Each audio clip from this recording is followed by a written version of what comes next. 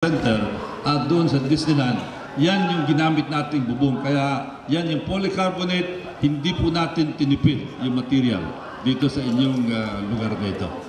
At kung kayo nakarating sa Resort World, meron bago Resort World, makikita nyo doon sa gitna, meron ding transparent na bubong doon. Ang kagandahan ng ganitong klaseng bubong, may konting init ito during the day. Pero yung healthy dose of sunlight, para hindi madilim ito. Kaya hindi nyo kailangan ng ilaw para maglaro dito. At paggabi, nakita na naman yung combination ng lights at saka yung polycarbonate. Napakaganda. It is not only functional, it is also ornamental. Kaya yan po ang filosofiya dito sa disenyo nitong Coliseum na ito. At ang kagandahan dito sa inyong lugar, napakaganda sapagkat tamang-tama nilagay ito sa park. Kaya ito, ang design nito, pati yung color scheme nito, it blends with the environment. Kaya earth colors ang ginamit natin, makikita niyo yung bubong, parang brownish green, no? It blends with the beautiful park that you have. At bagamat ito nasa sulok ng Phase 4, pero pag dumaan kayo sa main road, dito sa Maharlika, nakikita ito sa labas. Lalo na ngayon siguro, pag dumadaan yung mga tao dyan, mapapansin nila yung ilaw dito. At siguro pagtingin nila, ano kaya yung struktura na yun na ubod ng laki? Kung hindi nila alam kung ano itong lugar nito. Kaya ito po, hindi lamang pang basketball, hindi lamang pang sports, pwede kayong magkaroon dito ng birthday party. Katulad ni Kayo, doon nag-birthday siya, dito niya ginanap. Siya ang naka-buena mano. Dito. Naimbita ba kayo ni Kayo sa birthday niya? Imbitado kayo lahat, di ba? Ayun. Biglaan yung birthday niya. Sa kasal, pwede ito. Sa debut, pwede ito. Spiritual, Father Yu, ating Father, you can use this for your spiritual assemblies.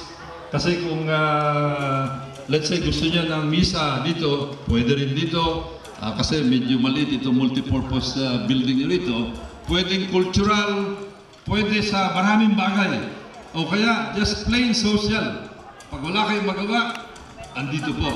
Alam nyo, sa mga ibang communities, lalo na doon sa mga mission areas natin, kasi pag umuulan doon sa mission areas, yung mga bahay mainit. Kasi di katulad sa atin, meron mga aircon, pwede mag-aircon. Sa kanila, mainit. Ang gagawin nila, lalabas sila ng bahay, and they will all converge sa loob ng Coliseum. Kaya parang napakalaking plaza na napakaraming tao. Masaya sila pag umuulan doon sa lugar niya. Kaya I'm so happy, nakakataba po ng puso pag nakikita natin that this structure is really very functional. Kaya nga, ito'y patuloy na gagawin natin hanggang merong pondo tayo na magagamit para makita nyo kung saan napupunta yung taxes na binabayad nyo sa gobyerno. Ito'y pagbalik ng taxes na binabayad nyo sa gobyerno. Whether you are living in a village like Marcelo Green, o kaya kung kayo nasa isang mission area, lahat po ng tao nagbabayad ng tax. Kasi very much sabi, ay hindi sila nagbabayad tax. Yes, they're all paying taxes because of VAT. Lahat ng tao, pag bumibili sa mga tindahan, merong VAT na binibigyan.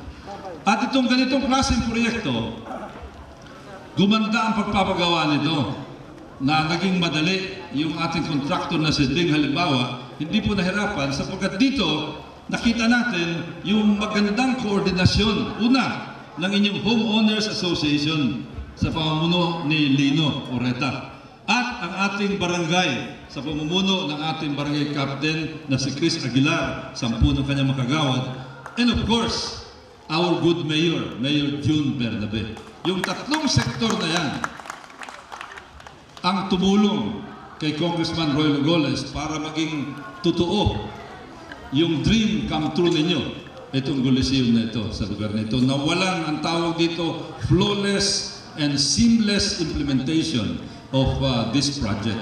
Walang sabit. Kaya nakakatuwa po pag ganyan ang sitwasyon. At siyempre, kahit na wala sa rito, pasalamatan po natin si ating Mayor June Bernabe. Kasama ang kanyang anak na si Konsehal Benjo Bernabe. Huwag niyo pong kalimutan yung mga pangalan na yan sapagkat napakalaki po ng itutulong nilang dalawa kasama ang ating Konsehal Rico Goles para magpatupad ng itong klaseng mga proyekto.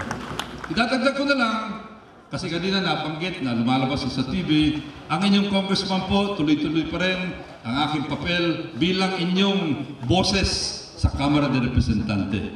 Siguro naman, naririnig niyo yan sa radyo, nakikita na sa dyaryo, sa telebisyon, hindi lang po RH.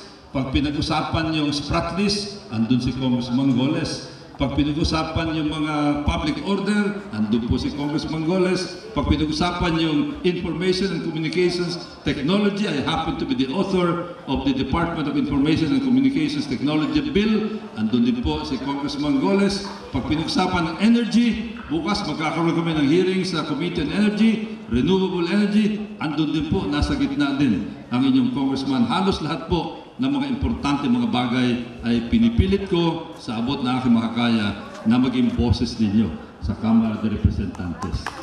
Hindi po miyembro ng Committee de Silencio si Congressman Goles. Mahalata nyo naman kung sino miyembro ng Committee de Silencio. Hindi nyo mababasa sa dyaryo, hindi nyo makikita sa TV, hindi nyo maririnig sa radyo. Yung mga tao na yan ang mga miyembro ng Committee de Silencio na hindi po ganoon ang inyong congressman dito sa 2nd District. At gusto pong idagdag na mula pa po nung ako inyong hinalal noong 1992 hanggang ngayon, wala pa rin absent sa sesyon ang inyong congressman. 100% perfect attendance po ang inyong congressman. So yun lang po. Maraming salamat sa muli. Kalino Oreta at ang pamunuan ng Phase 4 at ang ating Barangay Marcelo Green. I would like to tell you that it has been a pleasure for me to be of service to you by implementing this project for you, Coliseum number 45 for Phase 4, Marcelo Green Village. Maraming salamat po. Magandang gabi sa inyo lahat. Thank you very much.